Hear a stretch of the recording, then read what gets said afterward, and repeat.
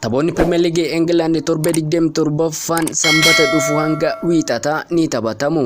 Kanaanis gaafa sanbataa sa'aatii 12tti taphoonni sadii kan taphatamu yoo ta'u, Aston Villa, Leeds United, Brentford, Brighton, Chelsea, Burnley, halkan keessa sa'aatii 2 West Ham United, Bournemouth, halkanuma sa'a 5tti Newcastle United, Manchester City keessummeessa. Dilbata sitti fufu sa'aatii 11tti taphoonni sadii sa'a wal fakkaataatti kan taphatamu yoo ta'u, Crystal Palace, Wolves, Nottingham Forest, Liverpool, Fulham, Sunderland waliin taphatu. Taphni eegamaan Premier League England torba 27ffaan sa'aatii 1 leenjisaa isaa kan ari'e Tottenham Arsenal dirree isaa irratti keessummeessa. Taphni kun xiyyeeffannoo olaanaan kan kennameef yoo ta'u, Tottenham bara kana dorgommii gadaanaa agarsiisaa kan jiru yoo ta'u, leenjisaa isaas kan ari'e kanaan immoo deebii Arsenaliif maal laata kan jedhamu kan eegamu ta'a. Arsenal dursummaa isaa cimsachuuf morkii cimaa gaggeessa jedhamee eegamaa jira.